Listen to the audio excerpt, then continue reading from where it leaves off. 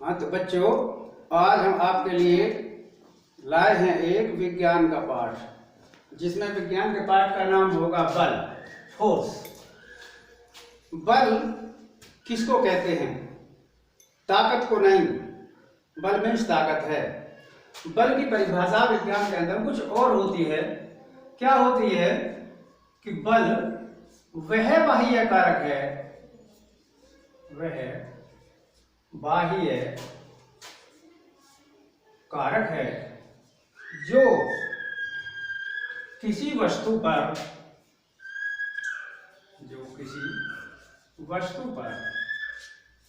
लगाने से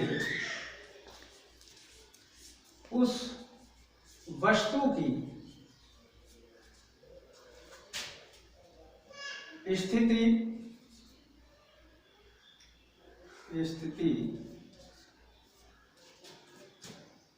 बदल दे, स्थिति में परिवर्तन कर दे,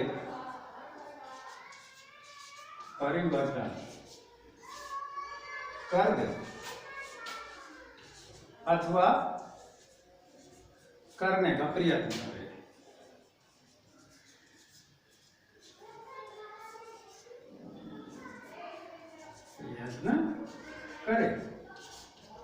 इस प्रकार से आप सबसे पहले जब आपसे कोई पूछता है कि व्हाट इज फोर्स, तो फोर्स बल वह बाह्य कारक है जो किसी वस्तु पर लगाने से उस वस्तु की स्थिति में परिवर्तन कर दे अथवा करने का प्रयत्न करे।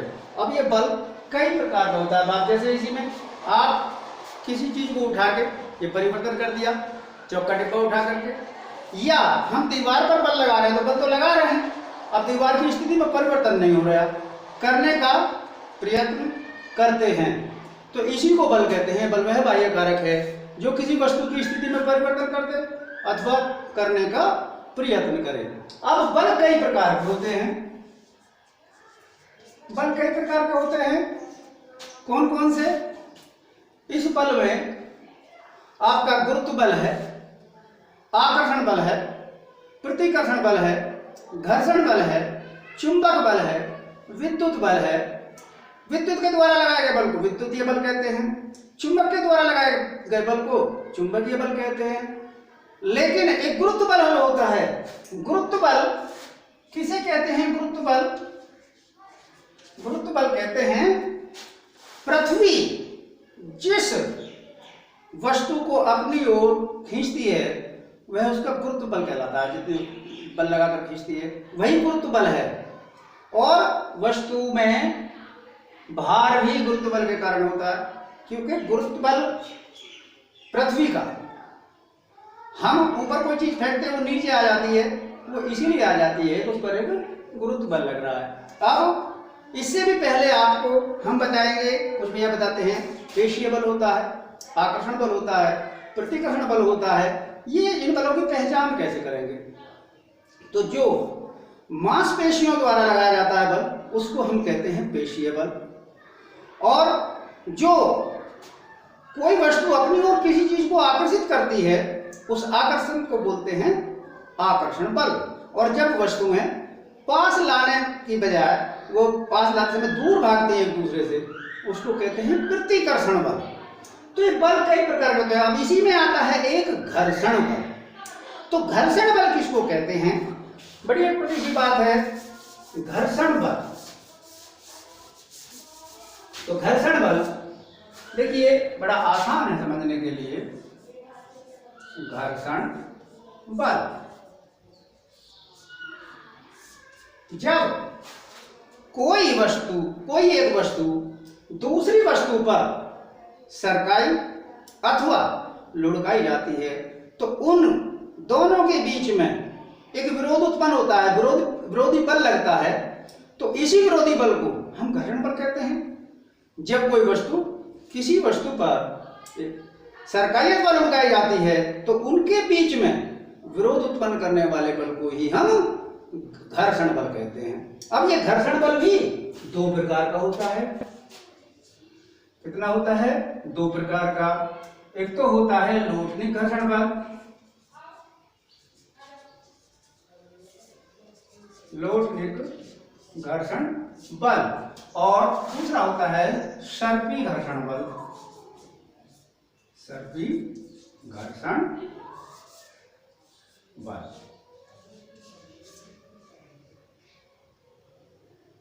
अब सर्पी घर्षण बल किसे कहते हैं, लोटनी घर्षण बल किसे कहते हैं? तो लोटनी घर्षण बल का मतलब है कि जब कोई वस्तु दूसरी वस्तु पर लुढ़काई जाती है और उसके बीच में जो विरोध उत्पन्न होता है, विरोधी बल लगता है, उसको तो कहते हैं लोटनी घर्षण बल। और जब कोई वस्तु किसी दूसरी वस्तु पर सरकाई जाती है और उनके बीच में जो विरोध उत्पन्न होता है, उसको हम कहते हैं सर्पी घर्षण बल। अब ऐसे ही जैसे कोई भी दो वस्तु हैं, चुंबकीय है तो चुंबक अपना बल लगा करके लोहे की वस्तु को अपनी ओर खींचती है, इसी को हम कहते हैं आकर्षण बल भी कहते हैं चुंबक के, और वैसे चुंबकीय बल भी है। तो आकर्षण बल है उन वस्तुओं को पास आने के लिए जो आकर्षित करता है, उसी को हम आकर्षण बल कहते हैं। प्रतिकर्षण, जब वस्तुएं एक दूसरे से दूर भागना शुरू कर देती हैं तो वहां पर आपका वो होता है प्रतिकर्षण बल। अब इसी बल के साथ साथ बहुत से सवाल आपके आ जाते हैं कि घर्षण बल से लाभ क्या है। इस घर्षण बल से बहुत लाभ है। कैसे लाभ है ऐसे समझिएगा, क्योंकि यदि घर्षण बल ना होता तो हम पृथ्वी पर चल नहीं सकते थे। जैसे अभी आप चिकने फर्श पर चलते हैं, थोड़ा सा संभल के चलते हैं, और जब बर्फ पर चलते हैं तो और ज्यादा संभल कर चलते हैं, क्योंकि वहां पर घर्षण बल कम होता है। अब इस घर्षण बल के लाभ और हानि दोनों होते हैं। लाभ क्या होता है घर्षण बल से? जैसे हम पृथ्वी पर चलते हैं घर्षण बल के कारण चलते हैं, या आप कोई भी ऐसा काम घर्षण कहीं कहीं उत्पन्न करना पड़ता जाता है। आज की आपकी गाड़ी फंस गई कहीं पर, वो जो जिसको आप रफ्टन बोलते हो हिंदी में, गारा हो जाती है। कभी कभी आपने देखा वो फंसते में वो पहिया घूमता रहता है, क्योंकि उसका घर्षण बल नगण्य होता है। अब वो घूमता रहेगा तो चल ही नहीं पाएगा। तो हमें वहां जाकर के आपको सूखी मिट्टी डाल के या थोड़ी कंकर पत्थर डाल करके उसका घर्षण बल बढ़ाना पड़ता है, तब वो गाड़ी बाहर निकल जाती है। तो यहाँ घर्षण बल कहीं कहीं में उत्पन्न भी करना पड़ता है और कहीं कहीं हमको कम भी करना पड़ता है। कम क्यों करना पड़ता है? यदि घर्षण बहुत अधिक हो जाएगा, जैसे गारा में आप धंस गए, अब गारा में एक पैर उठाते हैं दूसरा उठाते हैं, घर्षण इतना ज्यादा है कि आप चल ही नहीं पा रहे। या चारा काटने की मशीन है, घर्षण ज्यादा उत्पन्न हो जाता है तो आप हाथ से खींचते नहीं है, बल्कि उसके औजार भी टूटने के कगार पर रहते हैं। तो हम घर्षण बल का प्रयोग कहाँ कहाँ करते हैं और कहाँ कहाँ नहीं करते हैं, ये घर्षण बल को आपको याद कर लेना है कि घर्षण बल दो प्रकार का होता है, लोटनी घर्षण बल और सर्पी घर्षण बल। वैसे मैंने बताया आपको भाई, प्रतिकर्षण बल भी बताया और आकर्षण बल भी बताया, और बल की मैंने परिभाषा भी दी। तो बल किसी भी वस्तु की स्थिति में परिवर्तन कर भी सकता है और नहीं भी कर सकता है। इसी बल से अब जैसे मशीन जब अधिक घर्षण पैदा हो जाता है उसमें, तो आपने तेल डालते देखा होगा, उसके अंदर तेल डाल करके उसका जो चाल है, चाल चकली है, उसमें घर्षण कम हो जाता है और कम होने पर वो मशीन ठीक चलती है। ये भी आपका एक सवाल है। तो कहीं पर घर्षण बल कम करते हैं और कहीं पर हमें ज्यादा करने की आवश्यकता होती है। अब गुरुत्व बल की बात है, तो गुरुत्व बल जो पृथ्वी अपनी ओर खींचती है उसी को गुरुत्व बल कहते हैं, जिस बल से खींचती है वो। अब ये गुरुत्व बल के कारण ही आपका पृथ्वी के गुरुत्व बल के कारण ही आपका फल पेड़ से टूटकर नीचे गिरता है, वो कहीं नहीं जाता। तो यही वस्तु है। अब आपके दिमाग में आती है जी घर्षण बल नगण्य हो जाए तो फिर कोई परेशानी नहीं है, साइकिल यहां से चलाओ और कहीं भी पहुंच जाओ। ऐसा नहीं है, वहां भी घर्षण बल लगता है, वायु के द्वारा लगता है, उस पहिए और धरती के बीच में लगता है, पृथ्वी के बीच में लगता है। क्योंकि बगैर घर्षण बल के साइकिल आप चला नहीं सकते, वो रुक जाती है, कुछ देर पैडल मारना बंद कर देते हैं। तो घर्षण तो हमारे बड़े काम की चीज है। बगैर घर्षण के आप चलना भी असंभव है अब हमको ये देखना है कि बल के अंदर हमको याद क्या क्या करना है। बल की परिभाषा मैंने बता दी। बल कई प्रकार का होता है, जो पेशियों पर लगाया जाता है, पेशीय बल कहलाता है, पेशीय बल बता दिया। चुंबकीय बल बता दिया, चुंबक के द्वारा लगता है। विद्युतीय बल, विद्युत के द्वारा जो बल लगता है उसे विद्युतीय बल कहते हैं। और इसी में फिर चैप्टर आ जाता है कि घर्षण बल। तो घर्षण बल हमने आपको बताया कि सर्पी घर्षण बल और लोटनी घर्षण बल दोनों अलग अलग होते हैं। वैसे तो जब कोई वस्तु किसी की सरकाई या लुढ़काई जाती है, उनके बीच में विरोध उत्पन्न करने वाले बल को घर्षण बल कहते हैं। ये भी दो प्रकार का होता है। तो इस प्रकार से आपको बल की परिभाषा, जब बल आप पढ़ते हैं तो बल में आपको ये देखना पड़ता है कि वस्तु की स्थिति में परिवर्तन करने के लिए तो बल लगा रहे हैं, कि हो नहीं रही है, या वो हो भी सकती है। कोई छोटी चीज पर, छोटी वस्तु पर जब हम बल लगाते हैं तो वो स्थिति बदल सकती है उसकी। ये आपके एक बल की शुरुआत है कि बल, ये बात इसमें आगे। अब इसी में दाब आता है, बल एवं दाब। तो बल एवं दाब यानी कि बल एवं दाब में, अब दाब क्या चीज है भाई? किसी वस्तु के एकांक बिंदु पर बल लगना वो दाब कहलाता है। अब दाब आपके चारों ओर वायु आपको घेरे हुए है, आप पर वो दाब पड़ रहा है। अब दाब भी भिन्न भिन्न स्थितियों में भिन्न भिन्न होता है। यदि हम धरती से कुछ और ऊंचाई तक चले जाएं, अधिक ऊंचाई तक चले जाएं, तो वहां पर हमारा ये दाब वायु का जब समाप्त हो जाएगा तो वहां पर आपको कोई बीमारी भी हो सकती है, क्योंकि आपके शरीर के ऊपर जो दाब पड़ रहा है वायुमंडलीय, उसी के कारण आपके ये जो ब्लड है या कोई वैसी चीज है वो उसमें प्रेशर से दबी रहती है। वरना तो आपने देखा होगा कि जहाज में दिल के रोगी को नहीं बैठाते, या बैठते समय वो पेन की स्याही, फाउंटेन पेन की स्याही निकाल देते हैं, चूंकि ऊपर जाने पर ये दाब कम हो जाता है और मुसीबत ना खड़ी हो। दिल की धड़कन वाले को, जो दिल का मरीज होता है, उसको हम जहाज में बैठाते नहीं हैं, क्योंकि वो वहाँ उसकी मृत्यु भी हो सकती है, उसकी कोई नस फट सकती है दिमाग की, क्योंकि वायुमंडलीय दाब कम हो जाएगा। तो वहाँ पर ये बात आती है आपकी। अब बल और फिर दाब, अब ये बल और दाब दोनों अलग अलग चीज हो गई। विभिन्न परिस्थितियों में दाब अलग अलग लगता है, ये आपको ध्यान देने की बात है। अब तुम ये भी देखते हो कि मान लिया हम कोई बाल्टी लें या कोई स्टील लें, अब इसको लगातार पानी से भर दीजिए और पानी से भरने पर इसमें 3 सुराख करिए बराबर बराबर ऊंचाई पर। आप देखेंगे कि जब इनको खोलते हैं लगातार पानी से भरे उसको, तो इसकी दूरी सबसे अधिक होती है, इसकी कम और इसकी और भी कम। तो ये आपको मालूम होता है, जैसे जैसे गहराई बढ़ती चली जाती है उतना ही दाब बढ़ता चला जाता है, क्योंकि इस दाब के लिए विशेष परिस्थिति होती हैं। कैसे? जैसे मैंने बताया, नीचे का जो सुराख है सबसे दूर जाकर के उसके पानी की धार पड़ रही है, दबाव ज्यादा है, दाब ज्यादा है। उससे ऊपर देखें तो थोड़ा कम है और ऊपर देखें तो और कम है।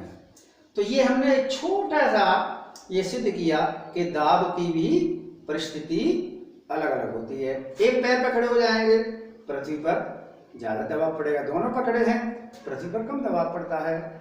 ईंट है, ईंट का भी कोई सवाल है, जैसे आपने ईंट देखी होगी। अब ईंट की स्थिति है ये, अब इस ईंट को यदि आप लंबवत रखते हैं,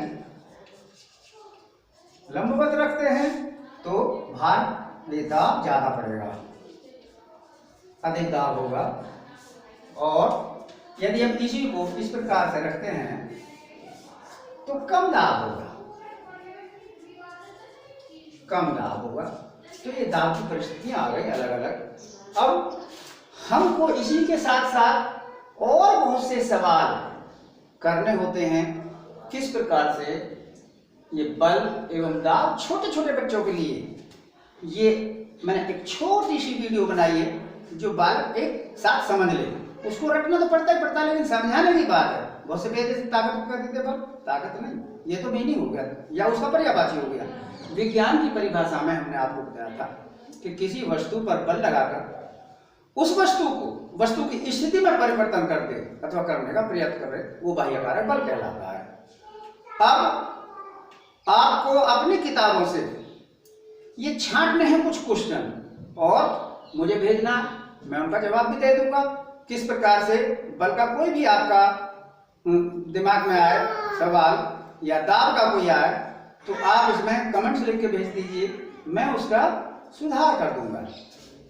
विज्ञान पढ़ने में बहुत ही आनंद आता है। छोटी छोटी बातें आपको ये याद होनी चाहिए। बल क्या है, प्रकाश क्या है, ध्वनि क्या है, ये सारी चीजें आपको बहुत अच्छे तरीके से आनी चाहिए।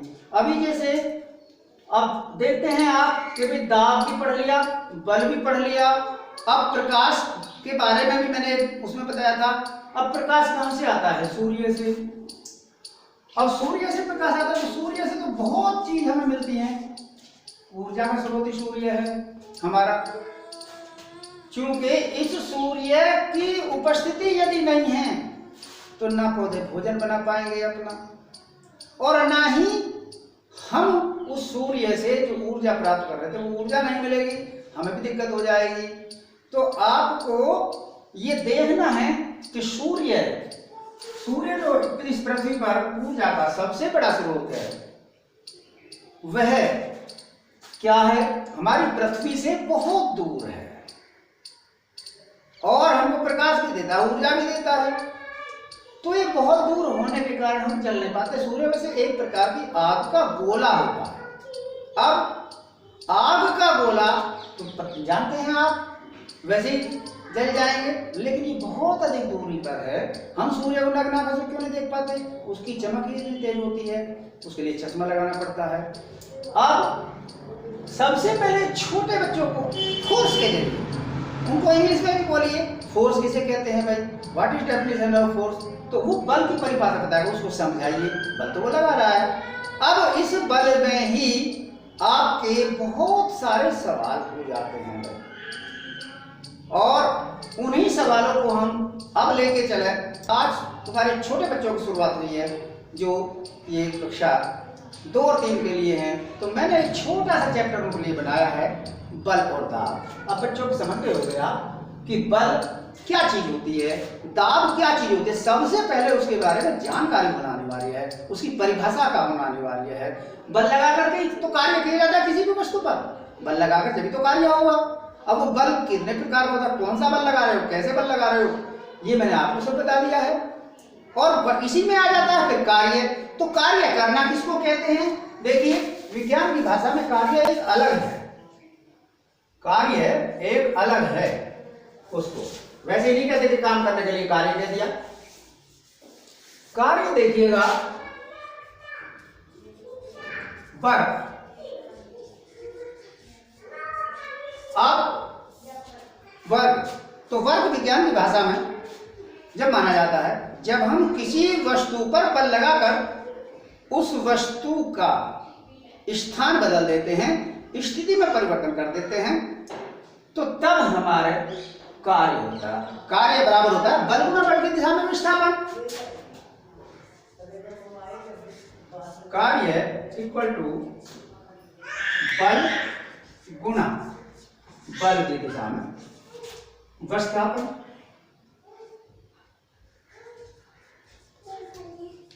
बल की दिशा में विस्थापन।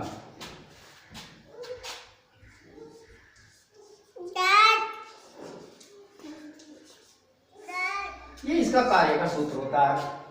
तो अब कार्य जान गए कि जब हम किसी वस्तु पर बल लगा देते हैं, बल लगा के उस वस्तु की स्थिति में परिवर्तन करते हैं या उसको विस्थापित कर देते हैं बल की दिशा में, तो वो कार्य हुआ मान लिया जाता है। तो आपको बल, कार्य, दाब, इन चीजों के बारे में बताया। अब इन दाबों के, बल के कहां कहां क्या क्या प्रयोग होते हैं ये भी आप देखिए। किताब तो आपको खोलना जरूर पड़ेगा। किताब खोल के जब आप घर पे पढ़ेंगे, घर पे पढ़ने के पश्चात आपको कुछ दिक्कत होगी, वही सवाल, अपनी समस्याएं नोट करके लाइए, अपने प्रॉब्लम नोट करके लाइए, उनका समाधान यहाँ हो जाएगा। क्योंकि स्कूल के अंदर छोटे छोटे बच्चे, आज देखो कितने ध्यान से देख रहे हैं, इसी प्रकार से मैं आपके लिए छोटी छोटी चीजें ही बतलाऊंगा कि ये होते क्या हैं, इनसे क्या लाभ होता है, या ये हमें क्यों आने चाहिए। इसी प्रकार से तो आप आज ये 2-3 बात सीखिए। मैं कक्षा 2 में फिर आऊंगा, क्योंकि कक्षा 2 में छोटे बच्चे हैं, अभी छोटी ही वीडियो काम करेगी। तो यदि आपको पसंद लगे तो इसको शेयर कर दीजिए, इसमें कमेंट जरूर लिखिए, इसको लाइक कर दीजिए। मैं आप छोटे बच्चों के लिए भी एक बहुत प्यारी सी वीडियो अब लेकर आया करूंगा। आज आपकी वीडियो कक्षा 2 के बच्चों के लिए यही काफी है। तो यही हम इसको अब समाप्त करते हैं, और आपके लिए कल एक छोटी सी वीडियो विज्ञान की या अंग्रेजी की या कोई भी मैथ की मैं आप छोटे बच्चों के लिए अवश्य बनाऊंगा, क्योंकि छोटे बच्चे आप शिकायत कर रहे थे ना।